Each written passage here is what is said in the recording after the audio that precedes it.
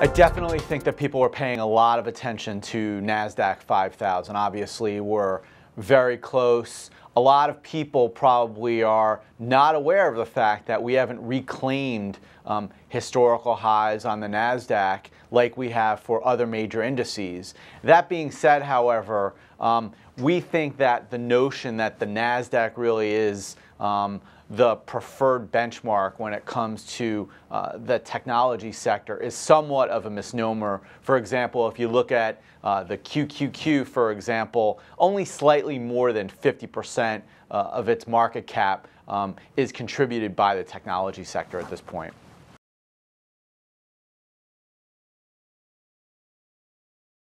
Well, truth be told, I was actually covering technology stocks as an analyst in March of 2000.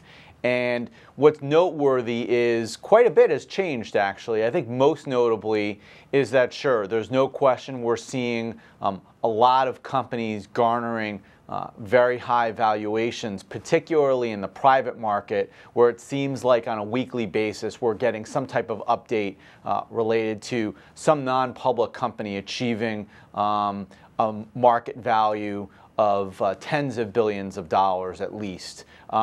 I think it's fair to say, however, that if you look at the public markets, really we're looking at very reasonable valuations. And one way to kind of measure that is looking at the S&P 500 information technology sector.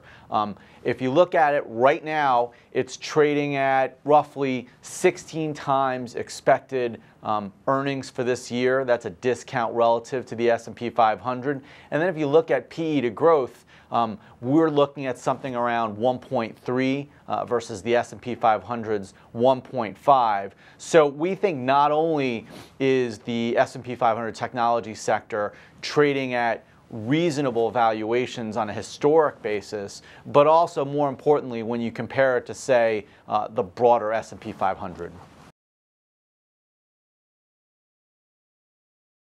Well, there are always possibilities related to asset values continuing to inflate. I, for one, have notable concerns about what we're seeing in private markets, where we're looking at companies that in some cases are pre-revenue or even pre-product that are garnering multi-billion-dollar valuations. It seems like there's this tremendous land grab that's going on in the private markets, and it's really causing the valuations for some of these companies to inflate. But I haven't seen much of an indication of a spillover relative to public technology companies. Sure, there are some that are garnering premium or perhaps, according to some, excessive valuations, and I would point to maybe some companies that are focused on the internet or software as a service. But for the most part, if you look at the largest companies, for the most part, we see reasonable to attractive valuations. I'd point out that we have a strong buy opinion on Google, for example.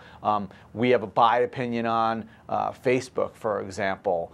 We have a buy opinion on Qualcomm. These are all among some of the largest technology companies in the country. We actually upgraded IBM not all that long ago to a buy. So there are a lot of those names that we think are attractively valued, and people need to make sure that they understand the constituents and components of the various indices that they're tracking and following. Hey YouTube fans, I'm Landon Dowdy from CNBC. Thank you so much for checking out our channel. You can subscribe by clicking right here to check out the latest Mad Money CEO interviews, market news, financial advice, and product unboxing. Enjoy!